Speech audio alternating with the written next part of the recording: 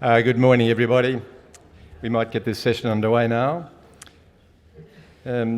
Whilst we're all getting settled, it might be a good opportunity to begin with a polling question. And the details on how to vote are displayed on the screen. And the first question is, when will super funds outgrow the Australian market? Do you have the options up there on the screen?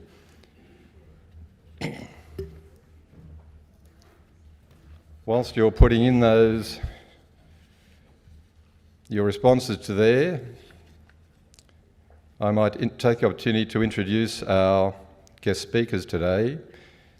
Mary McLaughlin is Chief Investment Officer of the Meat Industry Employees Superannuation Fund, a position she has held for some time now, and I'm sure that she'll bring unique insight into our question today. Our second speaker will be Tony Brennan, who's Managing Director and Head of Investment Strategy in Australia for City Research. And again, I think the combination there is going to give us a fascinating discussion on this morning's topic. And there we have the results of the first question. Pretty clear. Let's see if you maintain that view by the time the discussion is concluded. Second question we have: what is the main impediment to having higher overseas allocation within your portfolio? And again, if you could refer to the responses on the screen, and if you could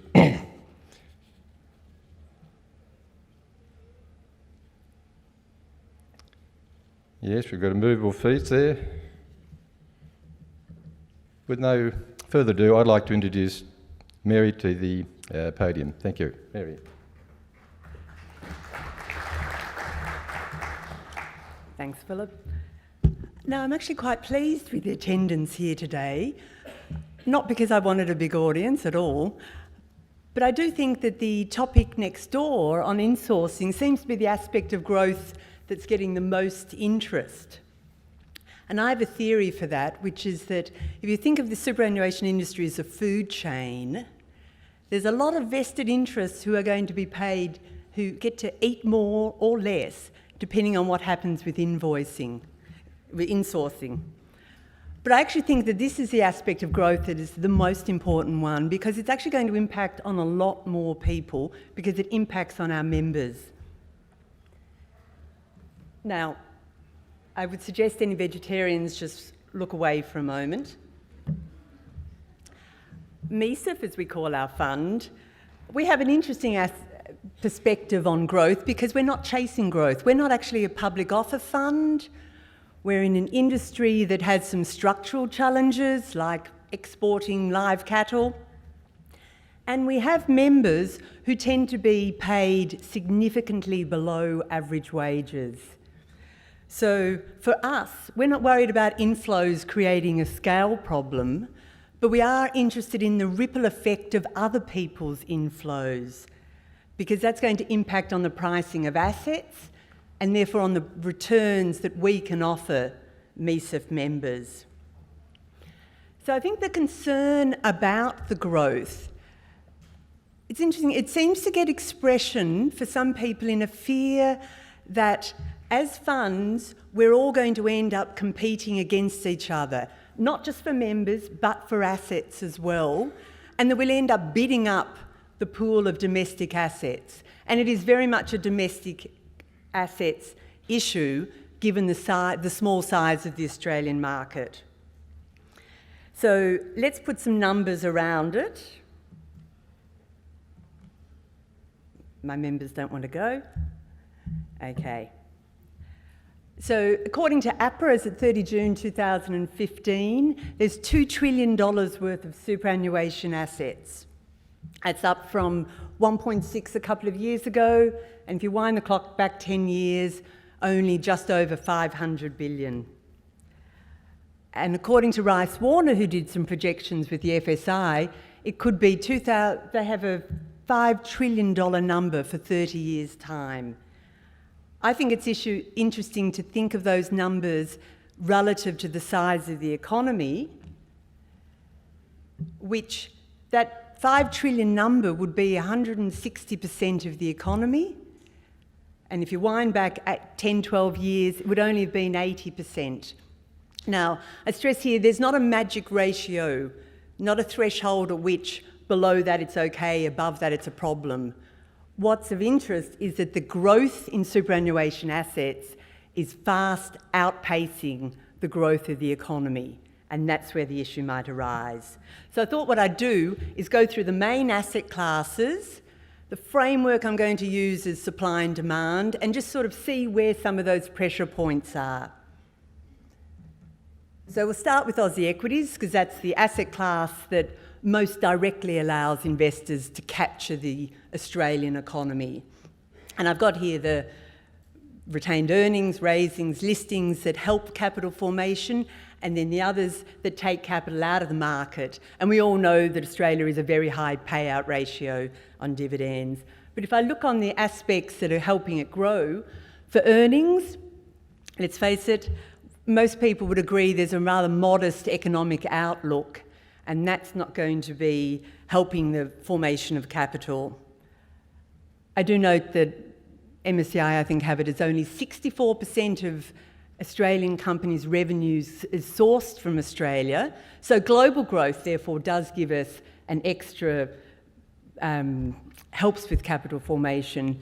But I think for Australian companies, there's a very high barrier to that growth strategy, a barrier that I personally think is mainly the quality of Australian management. But I don't think we'll be seeing, therefore, much call for expansion capital. And in fact, on the negative side, I could have put wealth destruction, because let's face it, when a lot of Australian companies go overseas, think of our banks, what normally happens is wealth destruction.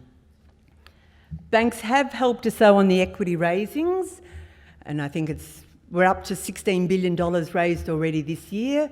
Big number, but it's not significant in the scale of things, so that's not the solution. On the listing side, I think it's interesting that to be an Australian equity or Australian share, all that is being listed on the ASX.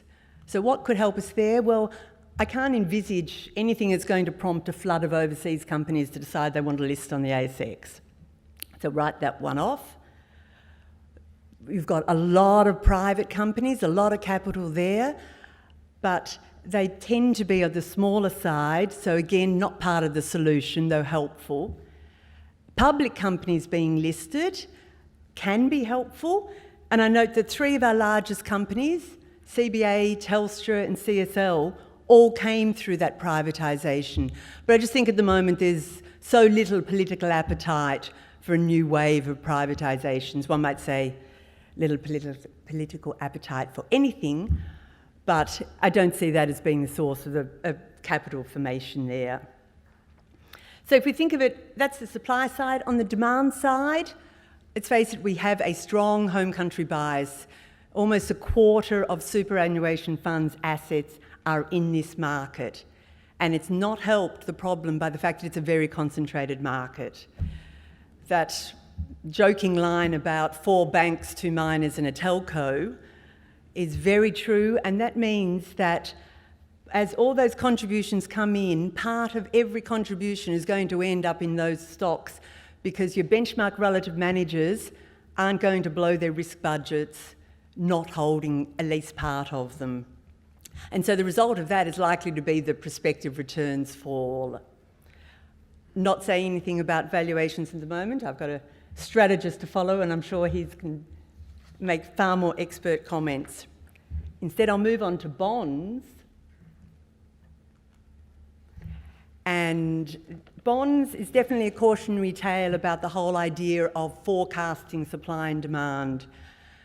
For those of us who are a little older, we can remember back in 2002 when government debt was being reduced such that there was a public review into the continuation of the Australian bond market.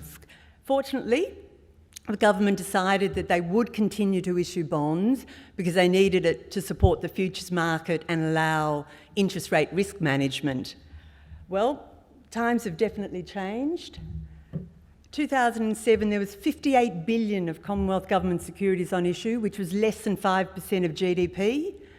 Now we're at $404 billion, which is about 25% of GDP.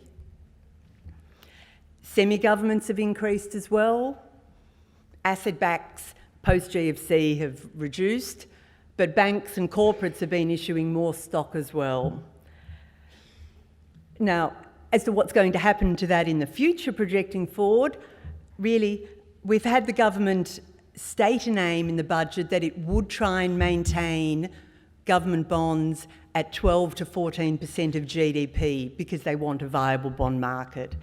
But for the other sectors, it's hard to make anything meaningful because supply issuance tends to be so opportunistic. And we saw that just last week with Apple's $2.5 billion Aussie bond issue. So difficult to comment on the supply side. We can say something more definitive on the demand side though, because the main driver there is demographics. And we all know we're getting older. And with that comes a changing risk appetite. And so as more members move into retirement, there will be increased demand for defensive assets and for bonds. But super funds don't dominate the bond market. Here's Commonwealth Government bonds. Super funds hold 7%. Non-residents hold 70%. So local funds will be competing against foreign buyers when they want to buy more Aussie bonds, and particularly against the official reserve managers.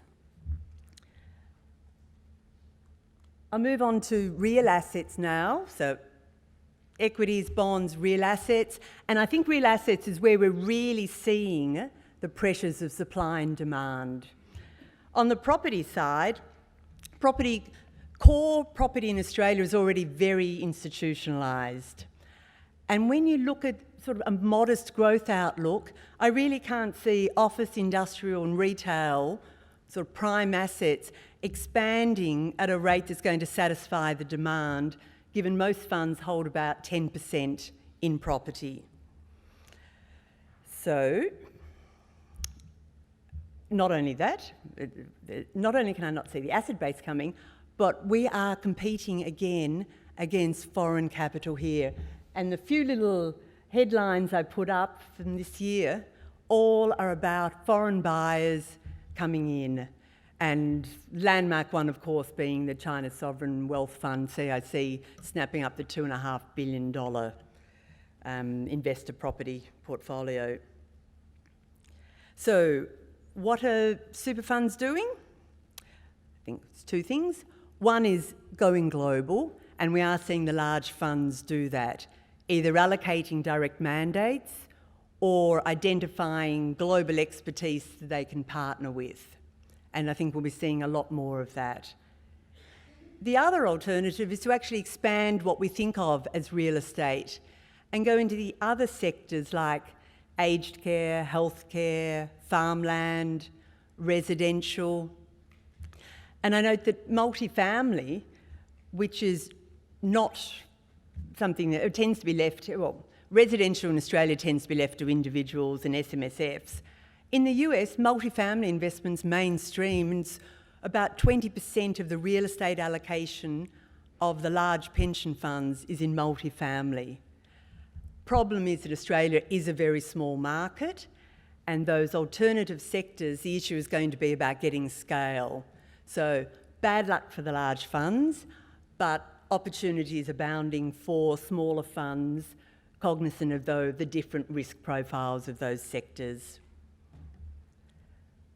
On infrastructure, similarly, we're already seeing the weight of capital there, and I think pricing discipline is being tested. Whenever there's a deal struck in the last year or so, you tend to always hear this chorus of, they paid too much, they paid too much. Now, I suspect there's a little bit of sour grapes there because everybody who did a lot of extensive and expensive due diligence, who ends up empty-handed, likes to tell their investors that the winner paid too much. But I think as trustees, you'd all be feeling, you'd know that frustration of waiting for your infrastructure commitments to be drawn down. And it is frustrating. It's also frustrating not just as investors, but as ordinary Australians, when you're stuck in a traffic jam, standing on an overcrowded train. It's very clear that the need for infrastructure is there. And with a population that's forecast to be 32 million in 2040, that need for infrastructure is just intensified because infrastructure supports economic growth and helps us maintain a standard of living. So the demand is there. What's the problem is the supply, which is quite uncertain. At the moment, it seems like the supply is just hostage to political ideologies.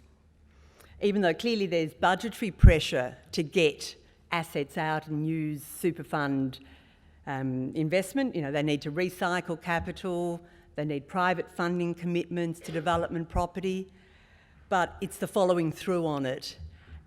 And for anybody who's a fan of the ABC comedy Utopia, they would recognise that the one on the right is actually fictional, the Nation Building Authority, but it does look a lot like our recent budget.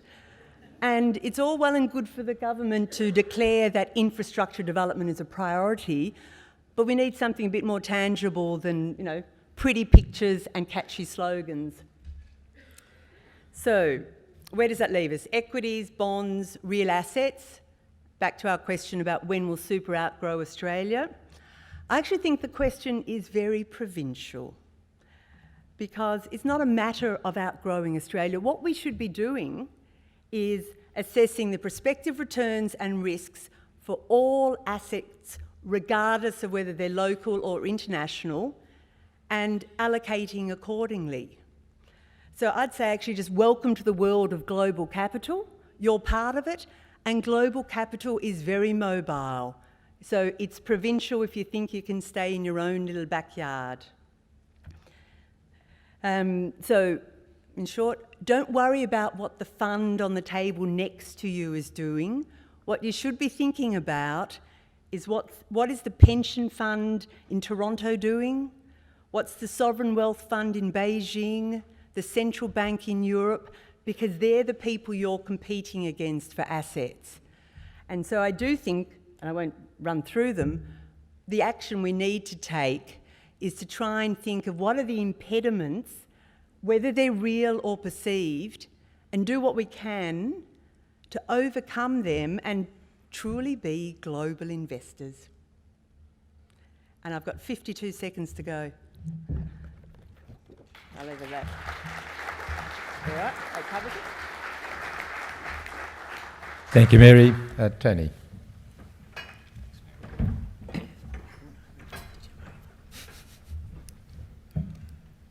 Good morning, everybody. It's a pleasure to be here again. I spoke at the conference a couple of years ago. Also a pleasure to follow Mary's fascinating presentation. I'm collaborating with her and trying to present some different angles on the same topic. I've tended to interpret the question a little bit in the context of the share market more narrowly than Mary, partly because that's a bit where my expertise is. I think super as an area is far more your domain than mine. My area tends to be more equities specifically, but given they are the biggest asset class, I can probably perhaps help in the discussion of the interaction between the superannuation system and the equity market and what that might mean over the next few decades.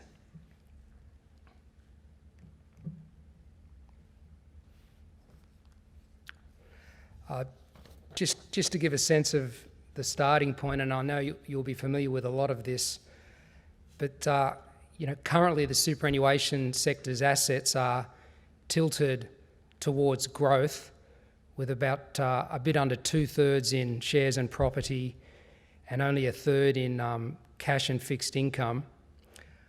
You know, the perennial issue is getting a higher return, but the higher risk that comes with that.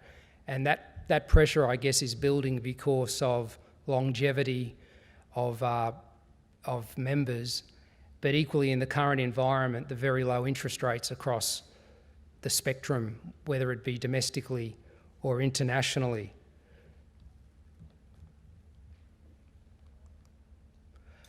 In an international context, the position we have here for the superannuation sector has a quite high orientation towards growth assets. It's second only to the United States and quite similar, and quite limited orientation towards what you'd call traditionally income assets.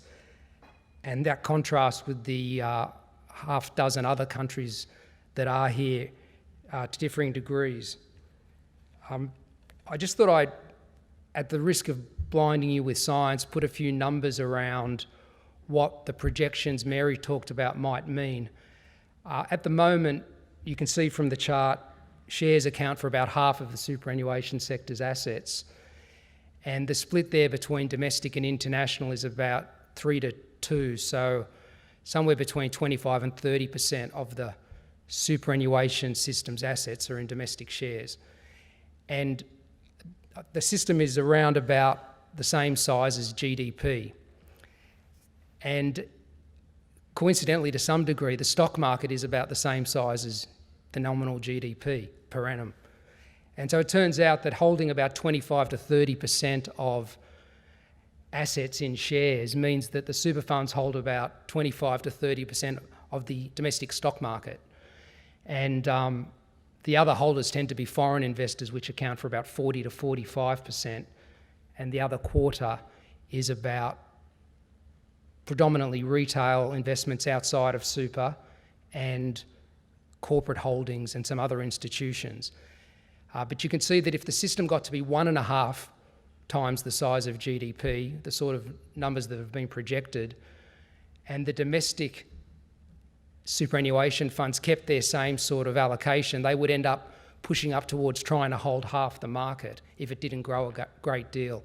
And Mary's observations on the potential limits to the market's growth seem quite relevant there.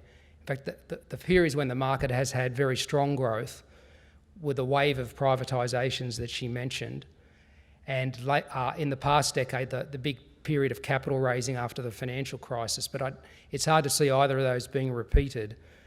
So I think in a technical sense, the superannuation system outgrowing the share market is a real concept, in that trying to crowd out the other investor groups could cause some issues.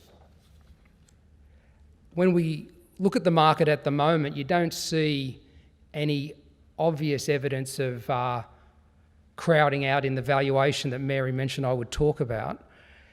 If you look at, say, a simple price-earnings ratio, so the valuation of the market to the earnings of the market, it's not that different to what you see in other developed countries. Over the past 10 to 15 years, that ratio for Australia has risen relative to other countries. It used to be lower. It's now more or less similar to the sort of ratios you get on average across the US and Europe and Japan and developed markets in general.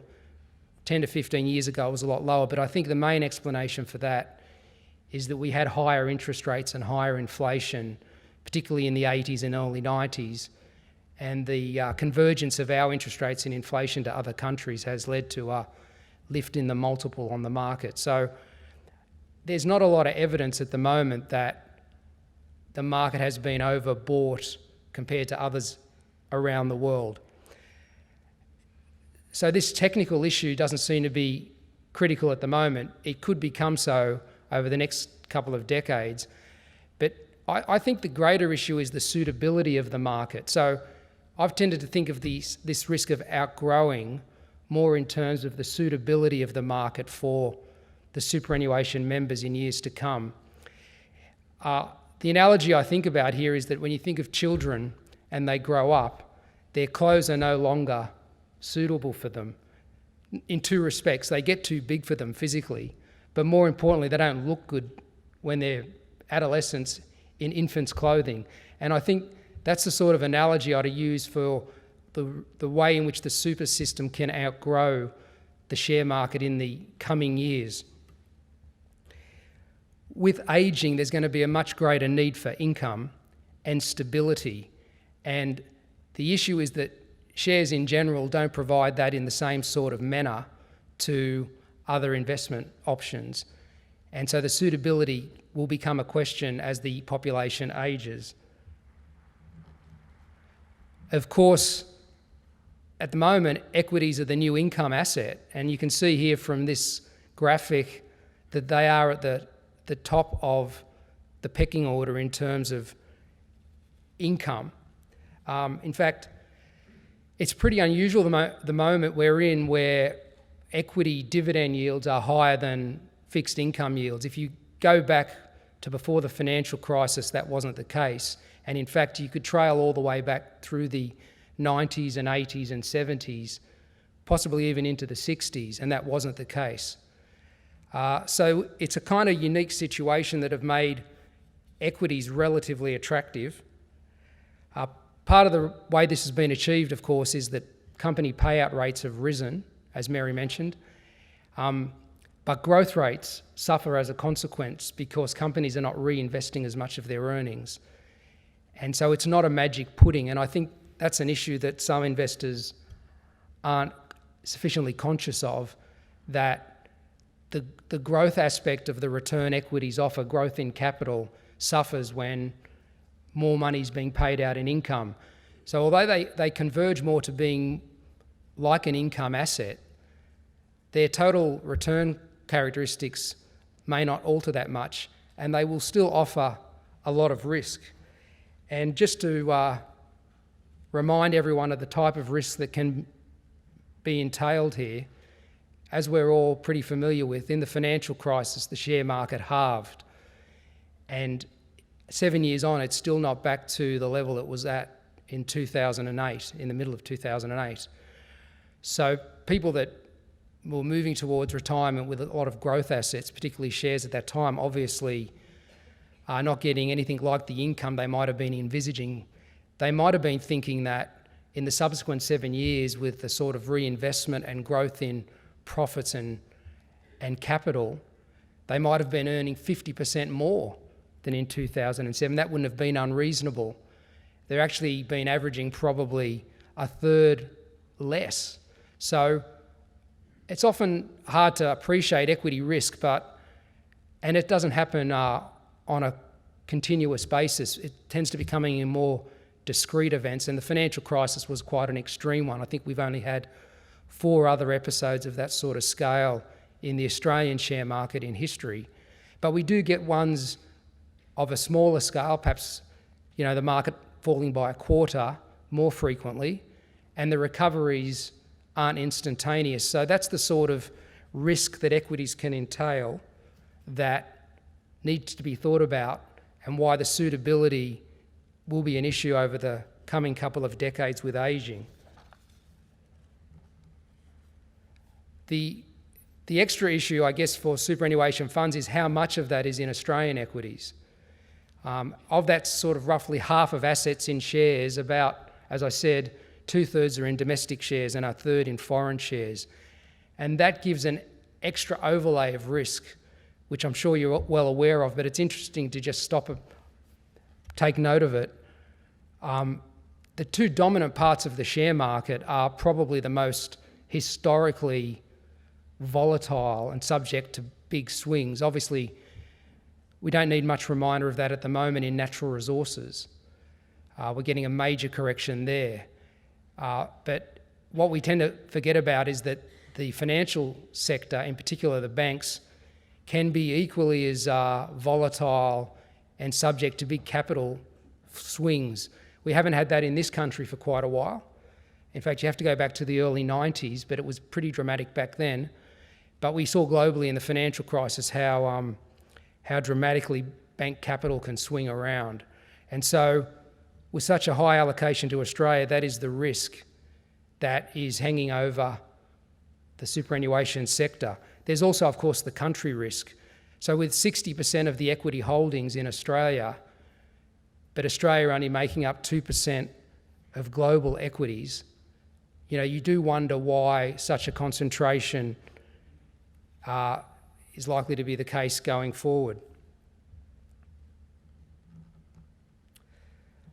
So then it raises the option of equities abroad.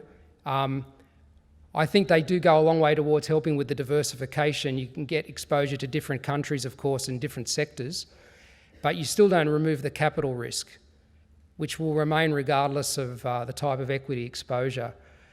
On top of that, you also get currency risk. And so what you get, and I think that came in the responses to some of those questions that were on the screen, I think equities are very information intensive, and foreign equities are going to be even more so than domestic equities because of the minutiae of global equity markets and all the companies, but equally the currency aspect that has to be managed as well.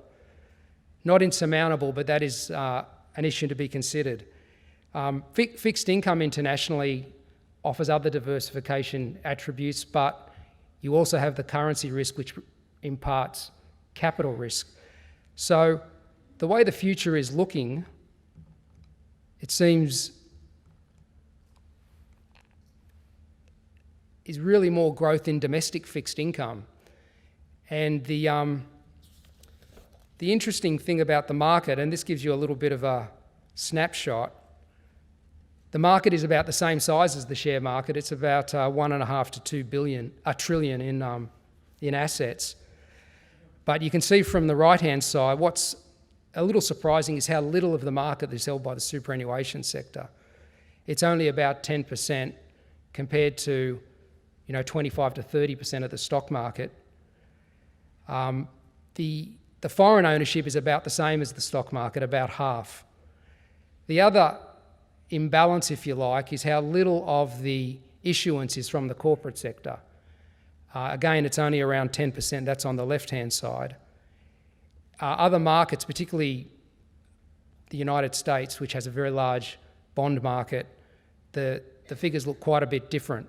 And so what could evolve in Australia's case is the growth of these areas over the next few years or few decades to address the opportunity for income in Australia more without the currency risk, and to help address the ageing of the members. So, there's some sort of foundation for this as well, in the sense that the gearing of the corporate sector is quite low or moderate.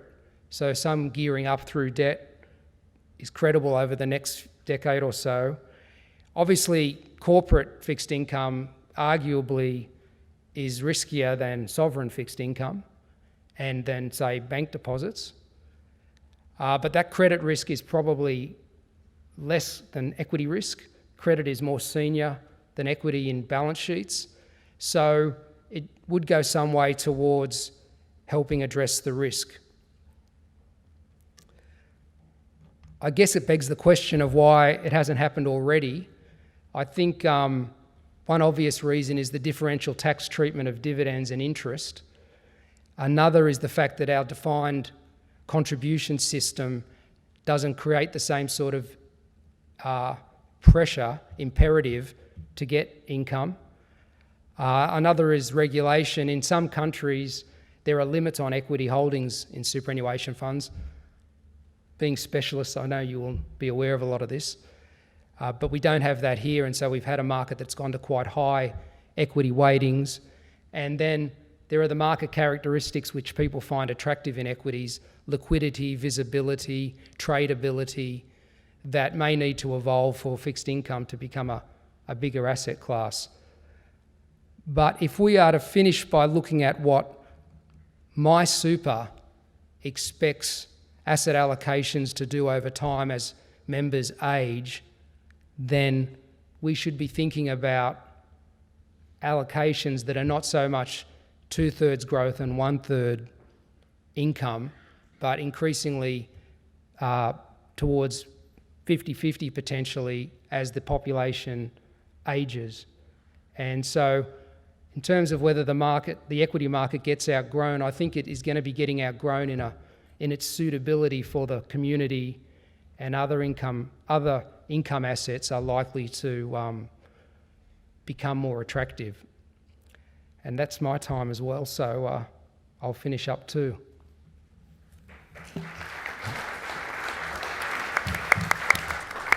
Thank you, Tony.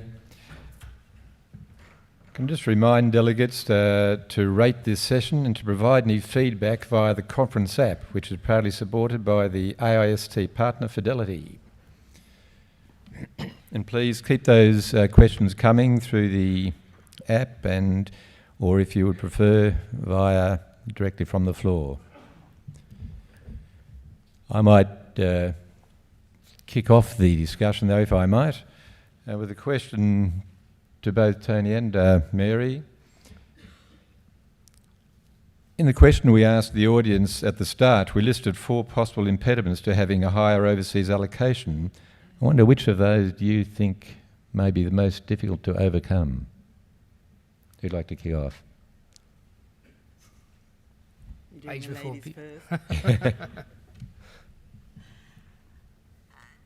I remember which 4 you had in your question. I know. Do you remember the last where there was access? I'll remind everybody, though, the expertise to access and assess quality capability, ability to influence product teams and or investment outcomes, legal and or tax issues, and liability matching. And I think I'd choose liability matching over that, because if you think of what we're trying to achieve as funds, we want to be able to, dignity in retirement, etc., but it's preserving, we want to make sure that people have, that we can protect their purchasing power in retirement. And as such, that's why most people have, even if they don't structure their portfolios really to achieve it, they have CPI plus objectives, so to give growth and keep pace with inflation.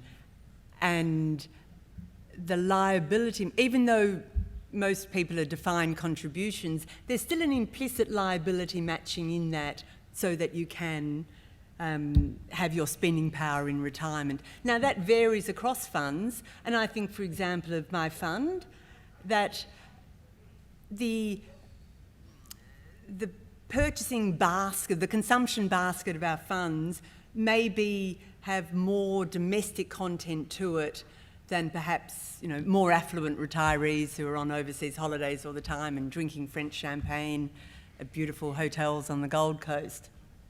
So ours is more domestic. So you want to anchor on something that will help you protect against inflation risk in Australia. And naturally then Australian assets are more likely to be tied to Australian inflation than global. So that's the one out of there that I think most binding. I'll give 2 reasons. One of them is a little bit of a rogue type reason, I think. Be interested in anyone's thoughts. The other is a bit more realistic, if you like. I think one of the reasons could be patriotism. You know, why are superannuation funds invested here? I don't give that as an entirely serious answer, but I say it because over the years I've presented to a few industry fund boards, and they just seem to be a cross-section of the Australian community. And part of the reason they're invested in the stock market is they're they're backing Australia, and it seems to me somewhat instinctive for that to be the case. The more probable answer, if you like, from a rationalist perspective would be the tax differences. The tax advantages of domestic assets, particularly shares, seem pretty hard to move away from. And it may well be that tax issues have to be considered in getting the adjustments and the maturity of the sector over time.